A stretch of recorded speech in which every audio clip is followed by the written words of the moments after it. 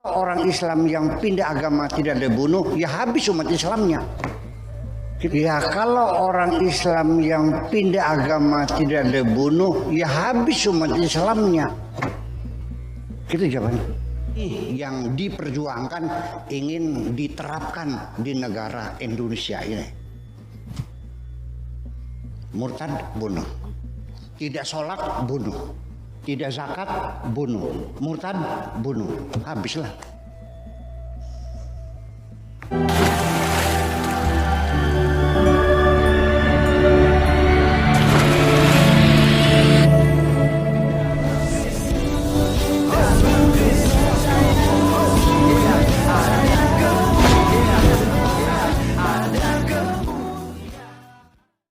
Salam Elechem Bisem Yeshua HaMashiach. Salam damai sejahtera di dalam nama Tuhan Yesus Kristus untuk kita sekalian. Teman-teman sekalian, kali ini kita akan membahas mengenai ajaran yang disampaikan oleh Kiai Haji Buya Sakur mengenai sebuah pertanyaan di mana kalau ada orang yang beragama Islam lalu keluar dari agama Islam, maka hukumnya dia akan dibunuh, ya. Ini teman-teman sekalian bukan saya yang menyampaikan, tapi Kiai Buya Sakur, ya, karena memang ada hadisnya, ya. Dan ini ditanyakan oleh umat Islam sendiri sebenarnya, bahwa kenapa bisa ada begitu, bertentangan dong dengan ajaran rahmatan lil alamin, ya kan, bertentangan dengan ajaran bahwa sebenarnya tidak ada paksaan dalam agama, tapi kenapa ada ancaman seperti itu. Nah teman-teman sekalian, seperti apa jawaban daripada Kiai Buya Sakur? Mari kita saksikan bersama, kita dengarkan bersama, kita belajar bersama. Kita tidak ada niat untuk menjelekkan, tapi kita mau belajar, mendengarkan apa sih ya penyebabnya, kok bisa gitu ya orang yang pindah agama itu harus dibunuh gitu. Apakah memang itu perintah Tuhan atau bagaimana? Nah teman-teman sekalian, mari kita langsung saja simak videonya yang ada berikut ini. Yang konon katanya sahih, kurang lebih maknanya ini, barang siapa mengganti agamanya maka bunuhlah dia. Ini hadis sahih Bukhari kalau nggak salah, Bu, ya. Barangkali salah, mohon diluruskan. Padahal ini bertentangan dengan matan dari hadis tersebut, karena di Al-Quran itu nggak begitu.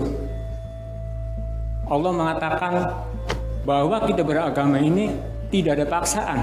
Tapi kenapa ada hadis seolah-olah ini memaksakan? Apakah ini punten, maaf barangkali, apakah ini hadis orientalis, hasil daripada rekayasa Syekh Abdul Rahman Al-Hulandi, atau bagaimana ini? Ini menurut pandangan Buya seperti apa, Buya?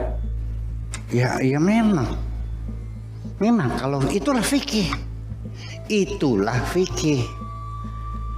Syekh Yusuf Al-Qardawi, mufti di Qatar, itu disoal oleh wartawan Al Jazeera, ya. Ditanya Syekh Qardawi sebagai mufti, ya, kenapa orang murtad dihukum bunuh? Bukankah Islam mengatakan la ikraha fiddin, tidak ada paksaan dalam agama? Jawabannya apa? Ya kalau orang Islam yang pindah agama tidak dibunuh, ya habis umat Islamnya. Ya kalau orang Islam yang pindah agama tidak dibunuh, ya habis umat Islamnya. Gitu jawabannya.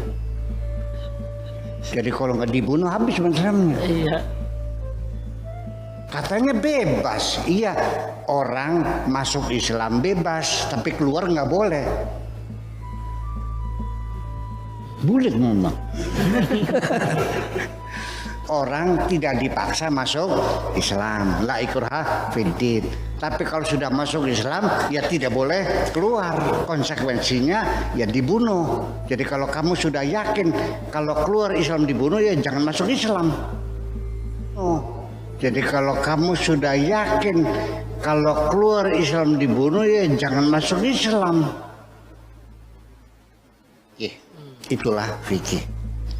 Ini yang diperjuangkan, ingin diterapkan di negara Indonesia ini. Murtad bunuh, tidak sholat bunuh, tidak zakat bunuh, murtad bunuh, habislah. Ya seperti itu. Di kitabnya begitu kok. Terus gimana? Saya tidak berani menyalahkan, nanti saya dibilang murtad lagi nantinya. Iya.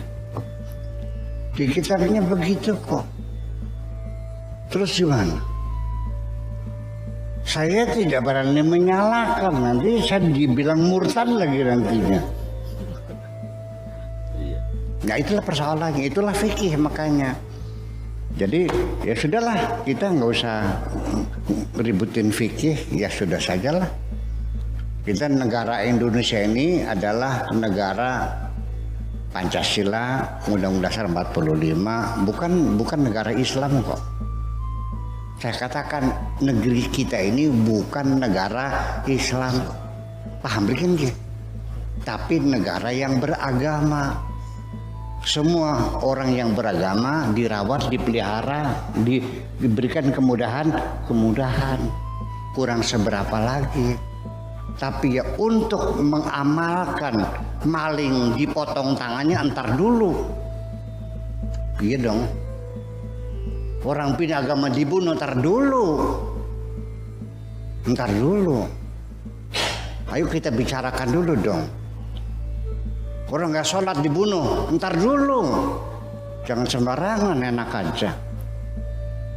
Tapi ini fikirnya, iya saya juga tahu fikirnya ada. Ya entar dulu, ini Indonesia loh. Betul nggak? Nah, jadi artinya apapun yang ada di dalam Al-Qur'annya, hadisnya, keputusan hukum-hukum, itu jangan kau anggap sudah final dan berlaku untuk selamanya. Paham nggak?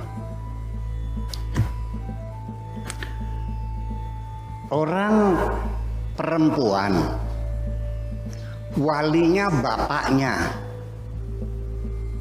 dalam fikih boleh dipaksa dikawinkan dengan lelaki pilihan bapak, suka tidak suka, zawajtuka wa angkahtuka binti Hasanah bimahdi kaza bakata, sah nikahnya. Betul nggak? Iya. Fikih negara kita melarang kawin paksa. Undang-undang pernikahan melarang kawin paksa.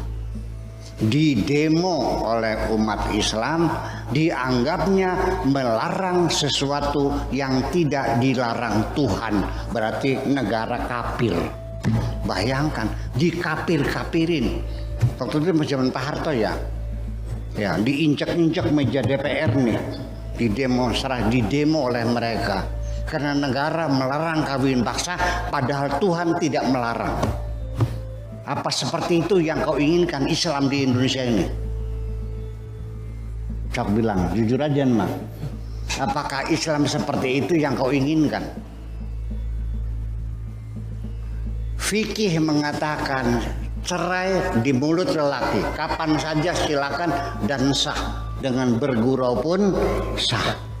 Dicabut oleh negara, harus diproses di pengadilan, juga tidak menerima umat Islam ini. Sampai sekarang banyak kiai yang beranggapan sah cerainya dengan ucapan itu, dan harus rujuk kawin lagi.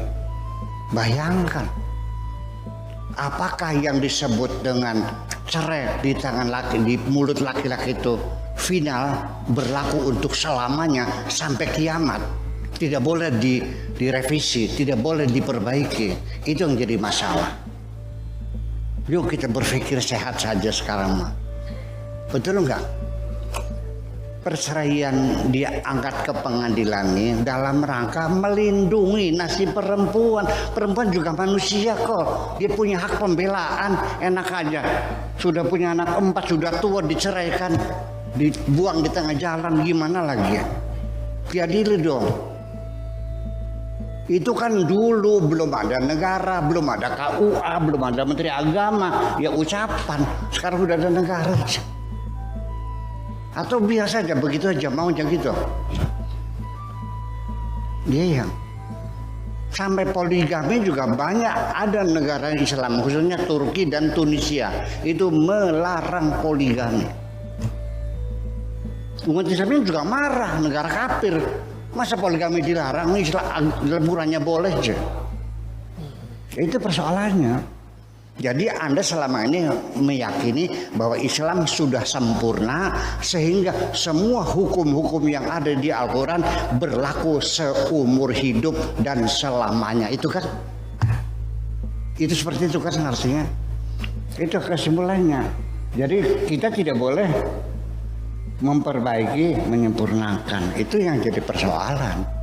Jadi ini akarnya sangat penting sekali. Dan nanti di penghujungnya yang saya khawatirkan adalah kalau orang tidak sholat dibunuh, orang tidak zakat dibunuh, orang berzina dibunuh, orang mencuri dipotong tangannya, hukuman-hukuman fisik. Sampai ada di hadisnya, di Madzhabul Arba'ah, saya bertanggung jawab, ada hadisnya. Ya, ada seorang sahabat melaporkan kepada Kanjeng Nabi bahwa ada beberapa orang maling yang di penjara itu melarikan diri, perampok itu melarikan diri. Kata mereka, bagaimana loh? Kata Rasulullah, kejar mereka, tangkap dia. Iya, potong tangannya, cungkil matanya. Ini ada hadisnya, ada cungkil matanya. Hadis loh. Karena masuk akal enggak? Nabi Muhammad menyuruh sahabatnya mencungkil matanya maling. Percaya enggak? Kalau mencuri lagi gimana? Potong tangan kanannya. Kalau mencuri lagi potong tangan kirinya, kaki kirinya. Kalau mencuri lagi potong kaki kanannya, dipotong semuanya. Seperti itukah nabimu itu? Ya, saya yakin nabi saya orang yang sangat santun dan sangat manusiawi. Tidak sekejam itu kok. Hadisnya ada. Enggak, silakan. Nanti kita Madzhabul Arba'ah, nanti kapan-kapan ingetin saya buka supaya jelas ada hadisnya gitu. Di kitabnya begitu kok. Terus gimana? Saya tidak berani menyalahkan, nanti saya dibilang murtad lagi nantinya. Iya. Kenapa orang murtad dihukum bunuh? Bukankah Islam mengatakan la ikraha fiddin, tidak ada paksaan dalam agama? Nah, teman-teman sekalian, bagaimana tanggapan Anda setelah menonton dan menyaksikan video daripada Kiai Buya Sakur yang memberikan penjelasan ini? Silakan teman-teman sekalian berkomentar di kolom komentar ya, dengan sopan, dan jangan lupa bagikan video ini supaya kita bisa belajar bersama-sama. Ya, dan juga saya berharap dengan teman-teman yang polemikus muslim yang terus menyerang Kristen, terus sibuk membahas Alkitab, terus membahas tentang ajaran Kristen, mulai dari sekarang Anda stop dan Anda berfokus untuk mempelajari agamamu sendiri. Apalagi yang mu'alaf-mu'alaf, fokuslah untuk belajar Islam yang benar. Ya, seperti mungkin kepada Kiai Buya Sakur ini. Sehingga Anda tidak mengadu domba ya antara Islam dan Kristen. Ya, jadi mungkin itu saja poin yang saya mau sampaikan lewat video ini. Terima kasih teman-teman sekalian, sampai ketemu di video berikutnya. Tuhan Yesus memberkati. Salam.